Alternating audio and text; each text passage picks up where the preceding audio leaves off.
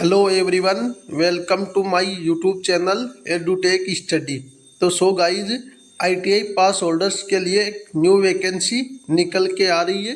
ये vacancy Bharat electronics limited की तरफ से ये वैकेंसी निकाली गई है। ये vacancy Bharat electronics limited Panchkula Haryana की तरफ से ये वैकेंसी निकाली गई है।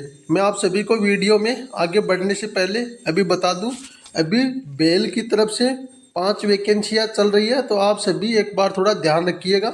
सबसे पहली वैकेंसी चल रही है बेंगलुरु कर्नाटका के लिए, एक वैकेंसी चल रही है। इसके अलावा आंध्र प्रदेश की तरफ से वैकेंसी चल रही है। इसके अलावा आपकी उत्तर प्रदेश की तरफ से वैकेंसी चल रही है। और इसके अलावा एक तेलंगाना की तरफ से एक वैकेंसी चल रही है। और इसके अलावा ये वैकेंसी हरियाणा की तरफ से वैकेंसी रहने वाली है।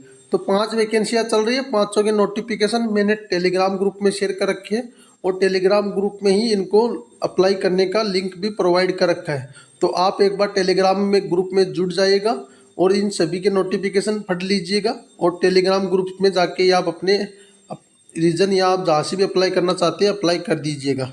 तो वैकेंसी, ये इस वैकेंसीज के बारे में बात करें तो भारत इलेक्ट्रॉनिक्स लिमिटेड की तरफ से है और दिनांक 15/10/2025 को ये नोटिफिकेशन रिलीज किया गया है।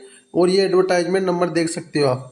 और ये भारतीय इलेक्ट्रॉनिक्स एक government of India enterprises department है, जो कि मिनिस्ट्री ऑफ डिफेंस के अंडरटेकिंग वर्क करता है। और ये वैकेंसीज कहाँ से रहने वाली है? पंचकुला हरियाणा की तरफ से ये वैकेंसी रहने वाली है। इसमें diploma and ITI pass holders के लिए अलग अलग क्वालिफिकेशन के आधार पर वैकेंसी निकाली गई है। डिप्लोमा पास होल्डर्स के लिए बात करें तो यहाँ पे पोस्ट है इंजीनियरिंग असिस्टेंट की वैकेंसी निकाली गई है। क्वालिफिकेशन में आपके पास डिप्लोमा रहना चाहिए रिलेवेंट ट्रेड के अंदर। और यहाँ पे जो आपकी ब्रांच है, जैसे इलेक्ट्रॉनिक्स वालों के लिए 3 वैकेंसी रहने वाली है। और कैटेगरी वाइज यूआर के लिए 1, ईडब्ल्यूएस के लिए 1 और ओबीसी एनसीएल के लिए 1 वैकेंसी। और डिप्लोमा मैकेनिकल वालों के लिए 2 वैकेंसी रहने वाली है, जिसमें एक पोस्ट यूआर के लिए, एक पोस्ट ओबीसी के लिए। और आपकी एज लिमिट 18 से 28 ईयर्स रखा गया दोनों पोस्टों के लिए। बाकी एज में रिलैक्सेशन एज पर गवर्नमेंट रूल, भारत सरकार के रूल के अनुसार आपको मिल जाएगा। और आईटीआई टेक्नीशियन सी की वैकेंसी निकाली गई है आईटीआई पास होल्डर्स के लिए। क्वालिफिकेशन में वही आपके पास 10th रहना चाहिए, 10th के बाद आईटीआई रहना चाहिए, आईटीआई के बाद 1 ईयर्स का एनएससी सर्टिफिकेट रहना चाहिए, नेशनल अप्रेंटिस। अगर आपके पास 10th के बाद 3 ईयर्स का एनएससी सर्टिफिकेट है तो भी आप अप्लाई कर देंगे। तो इसमें ट्रेड वाइज वैकेंसी की बात करें तो इलेक्ट्रॉनिक मैकेनिकल के लिए 8 वैकेंसी रहने वाली है, जिसमें 2 पोस्ट यूआर के लिए, 2 पोस्ट ईडब्ल्यूएस के लिए, 3 पोस्ट ओबीसी के लिए और 1 पोस्ट एससी कैटेगरी के लिए। और फिटर वालों के लिए 2 वैकेंसी रहने वाली है, एक यूआर के लिए, एक ओबीसी के लिए। टोटल नंबर ऑफ पोस्ट की बात करें तो 10 पोस्ट आईटीआई वालों के लिए, 5 पोस्ट डिप्लोमा पास होल्डर्स के लिए निकाली गई है।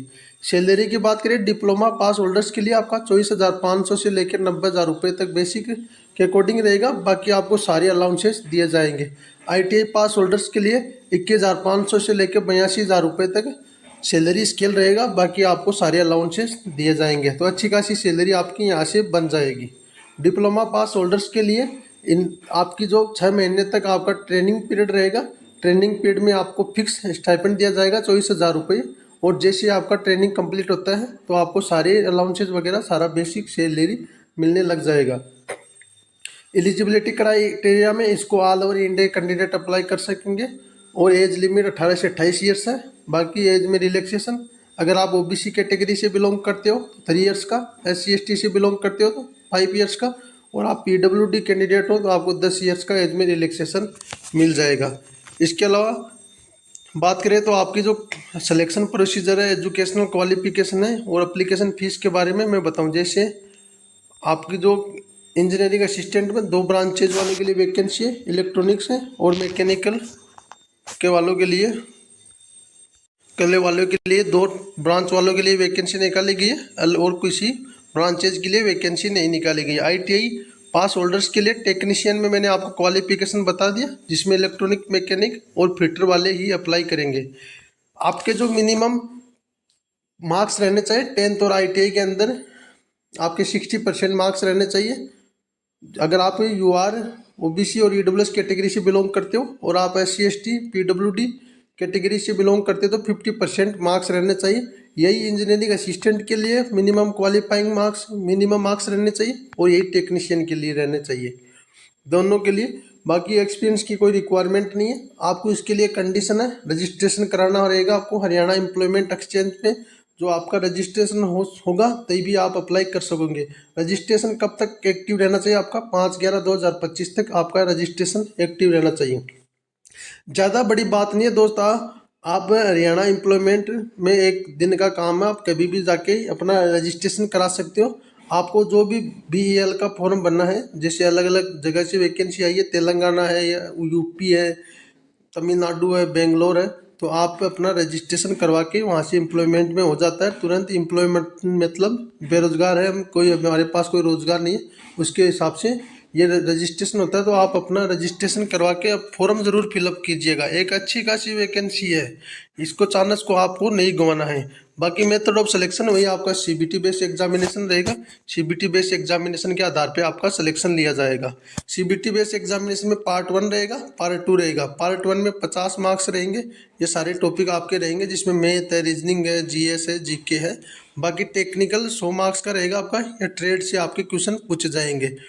टोटल मिनिमम क्वालिफाइंग मार्क्स की बात करें, अगर आप जनरल, OBC, EWS से कैटेगरी से बिलोंग करते हैं तो पार्ट 1 और पार्ट 2 में आपके 35% मिनिमम मार्क्स रहने चाहिए। और इसके अलावा आप SC या PWD कैटेगरी कैंडिडेट हो तो आपके 30% मार्क्स रहने चाहिए पार्ट 1 और पार्ट 2 के अंदर, तभी आपका आगे के प्रोसेस के लिए आपको कंसिडर किया जाएगा। बाकी एप्लीकेशन फ़ीस आपकी 590 रुपये रखा गया है। 500 रुपये एप्लीकेशन फ़ीस और 18% GST। ये फीस जनरल, OBC और EWS कैटेगरी कैंडिडेट के लिए लागू है। बाकी SC, ST, PWD और एक्स सर्विसमैन कैंडिडेट के लिए कोई एप्लीकेशन फ़ीस नहीं रखा गया है।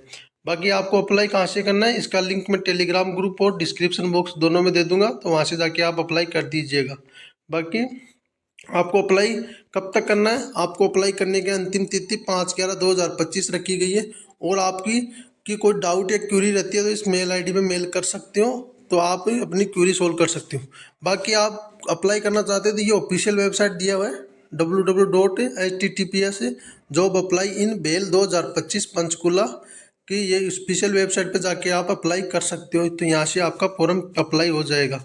बाकी आप सभी के लिए गाइस ये एक छोटा सा अपडेट था। अगर वीडियो में दी गई जानकारी अच्छी लगी हो तो वीडियो को लाइक कीजिएगा, और चैनल पे पहली बार आए हो तो चैनल को सब्सक्राइब कीजिएगा।